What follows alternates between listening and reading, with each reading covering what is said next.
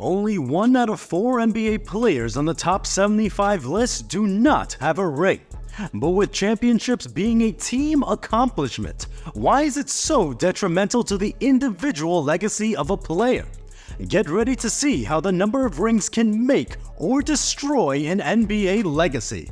Stay to the end to see if the media and history books have been looking at NBA careers all wrong, and if we should reevaluate the GOAT debate. To explore this further, let's compare the journeys of 2 all-time great guards, Steph Curry and Damian Lillard. To date, Steph Curry has averaged 24.6 points on 47.5% field goal shooting, 42.5% three-point shooting, 4.7 rebounds, and 6.5 assists per game. Damian Lillard, on the other hand, has averaged 25.2 points on 43.9% field goal shooting, 37.2% three-point shooting, 4.2 rebounds, and 6.7 assists per game.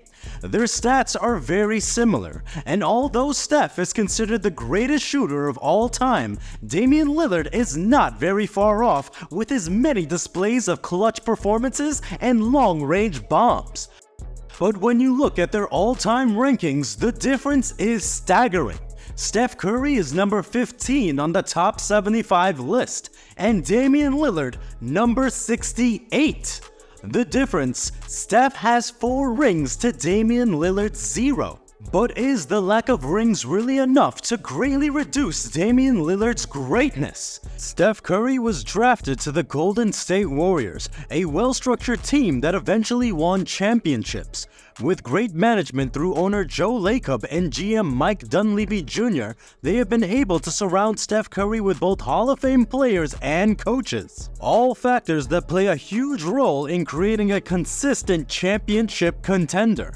Klay Thompson, Draymond Green, Kevin Durant, Andre Iguodala, Andrew Wiggins all have played a huge role in Steph Curry's title success. Meanwhile, Damian Lillard, a player of incredible talent, has had legendary playoff runs and has demonstrated unparalleled clutch ability, even carrying his team to the Western Conference Finals. But he plays in Portland, a destination that's difficult to attract top-level talent, making it very difficult for him to compete with the great teams in the tough Western Conference. Dame's best teammate was LaMarcus Aldridge, and that was before Damian hit his prime. After Aldridge, it was CJ McCollum, quite the difference from Steph Curry's Hall of Fame teammate list. Nowadays, Damian Lillard's teammates have been changing like my Wi-Fi password every month. It's hard to keep up. Dame's best teammate one season was probably his towel boy, and the next season it was his grandma in a Blazers jersey. But you know what they say, if you can't find a superstar teammate, just look around the family dinner table. It's not Damian Lillard's fault that Portland hasn't been able to surround him with top-level talent. This clearly demonstrates the role the organization, not just the players, plays in forming title runs. This was made even more evident in Michael Jordan's documentary, The Last Dance. Even Michael Jordan, often considered the greatest player of all time, couldn't win until the Chicago Bulls management built a strong, supporting cast around him. Jordan came into the league a stud, averaging 28 points per game as a rookie and 37 points per game by year 3.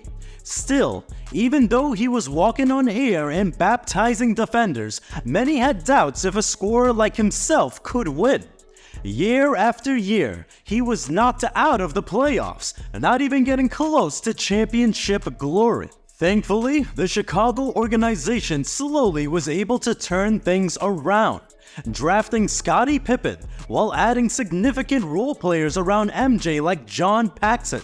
B.J. Armstrong and Horace Grant helped Mike to get over the hump to win his first 3 titles. Then, on his second run, Jerry Krause and others kept the Bulls relevant by adding Hall of Famer Dennis Rodman and European great Tony Kukoc to the roster as well. Even Michael will tell you he couldn't have won those championships without Scottie Pippen, just like Marcus Jordan ain't winning right now without Larsa Pippen.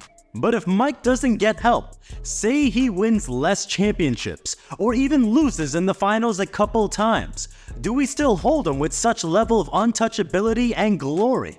Who the GMs drafted and traded to the Bulls was largely out of his control, especially for that era of the NBA. Players having a large say in the decisions of the organization was largely unheard of, until the emergence of the next example worth exploring, LeBron James, who faced major criticism when he left Cleveland to join a better team in Miami.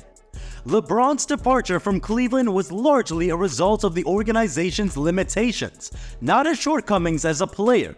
Time after time, LeBron carried inadequate teams into deep playoff runs. At just 22 years old, he carried Zydrunas Ilgauskas, Boobie Gibson, and Larry Hughes to the NBA Finals. It was a finals run for the ages, as LeBron had a historic performance against the Detroit Pistons in the Eastern Conference Finals. It was like LeBron was leading a basketball expedition with a bunch of unlikely explorers. Picture this: LeBron as Indiana Jones, Boobie Gibson as his trusty sidekick with a three-point arrow, and Larry Hughes as the map reader who always seemed to get lost. They embarked on a finals adventure for the ages. And what do you think his team was supposed to do against prime Tim Duncan, Manu Ginobili, and Tony Parker in the NBA Finals? LeBron was forced to face a San Antonio Spurs team who had just won the championship 2 years prior, led by Greg Popovich at that, without much help on his side. After suffering his first NBA Finals loss, people immediately began ridiculing LeBron, giving him no chance in the GOAT debate, since he attained an NBA Finals loss on his resume, while Michael Jordan is 6-0 in the NBA Finals. This case highlights how crucial good management and a supporting cast can be to an NBA player's legacy. Diving deeper, Gilbert Arenas had an interesting take on his podcast, Gil's Arena.